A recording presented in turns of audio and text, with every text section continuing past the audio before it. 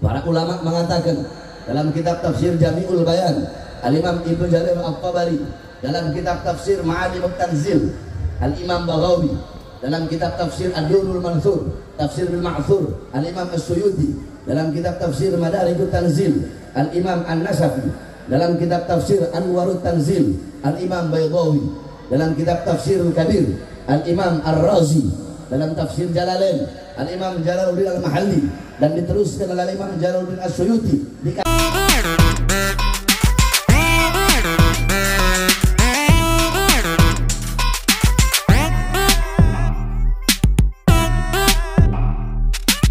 Butuh memuji Nabi Muhammad, kita yang butuh bersalawat kepada baginda Nabi besar Muhammad. Kalian memuliakan Nabi tidak akan menambahkan kemuliaannya Nabi. Kalian mengagungkan Nabi tidak akan menambahkan keagungan Nabi.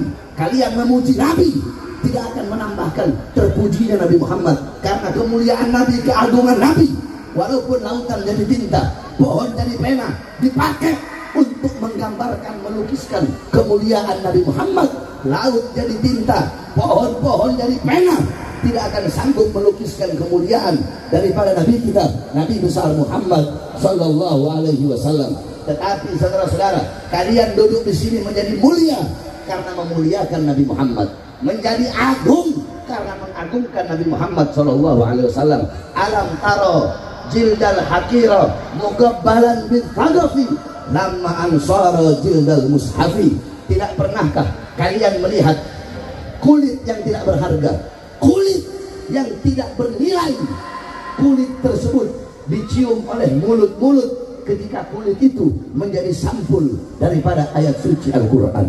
Saudara-saudara, kulit nggak ada harganya, kulit nggak ada nilainya. Akan tetapi apabila kulit itu menjadi sampul ayat suci Al-Quran, menyentuhnya, memegangnya harus punya wudhu, harus ditaruh di tempat yang tinggi, harus punya akhlak, punya adab dalam menyentuhnya, dalam membawanya. Andaikan kulit itu menjadi dompet, atau menjadi casing HP, atau menjadi apapun selain daripada Al-Quran, menyentuhnya nggak harus punya wudhu, mau taruh di tempat sampah juga nggak apa-apa. Akan tetapi karena kulit itu menjadi sampul ayat suci Al-Quran, seketika itu kulit itu menjadi mulia, menyentuhnya harus punya wudhu. Kenapa kulit itu menjadi mulia? Kulit itu menjadi mulia karena bercampur dengan sesuatu yang mulia, yaitu Al-Quran. Nah, saudara-saudara, kita, saya dan kalian, kita adalah kulitnya. Kita kulit, Al-Qurannya adalah baginda Nabi besar Muhammad Sallallahu Alaihi Wasallam. Sehingga kita menjadi mulia karena memuliakan Nabi Muhammad. Kita menjadi agung karena mengagungkan baginda Nabi besar Muhammad Sallallahu Alaihi Wasallam. Saudara-saudara, pada malam hari yang mulia ini, saya dan kalian, kita duduk di sini bergembira dengan lahirnya baginda Nabi besar Muhammad. Kita duduk di sini berbahagia. Kita duduk di sini bersuka cita dengan maulidnya Nabi, dengan kelahirannya Nabi.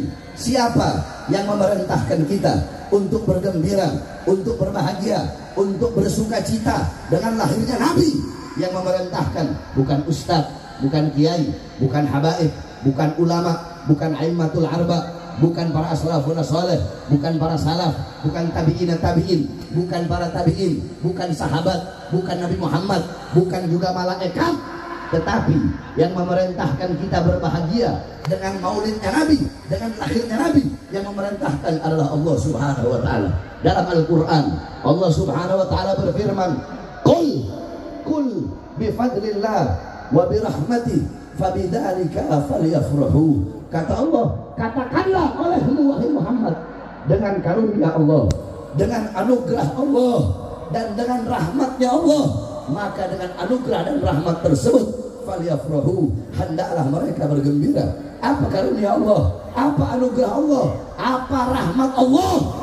Dalam kitab-kitab tafsir, para ulama mengatakan dalam kitab tafsir Jami'ul Bayan, Al-Imam Ibnu Jarir Al-Tabari, dalam kitab tafsir Ma'alimut Tanzil, Al-Imam Baghawi, dalam kitab tafsir Ad-Durrul Mansur, tafsir bil Ma'thur, Al-Imam As-Suyuti, dalam kitab tafsir Madarijut Tanzil, Al-Imam An-Nasafi, dalam kitab tafsir Anwarut Tanzil, Al-Imam Baydawi, dalam kitab tafsirul Kabir, Al-Imam Ar-Razi, dalam tafsir Jalalain, Al-Imam Jalaluddin Al-Mahalli dan diteruskan oleh Imam Jalaluddin As-Suyuti, dikatakan anugerah Allah, karunia Allah. Ada Islam, ada yang mengatakan iman, ada yang mengatakan Al-Quran, ada yang mengatakan ilmu, ada yang mengatakan akal. Sedangkan rahmat Allah sebagaimana dalam ayat yang lain Allah berfirman, wa ma arsalnaka illa rahmatan lil alamin. Tidak aku utus engkau wahai Muhammad kecuali engkau adalah rahmat bagi seluruh alam semesta. Maka kata Allah, dengan adanya iman, Islam, ilmu, Al-Quran, akal sebagai karunia Allah, dan dengan adanya Nabi Muhammad sebagai rahmat Allah yang paling besar, rahmat Allah yang paling agung, rahmat Allah yang paling luas.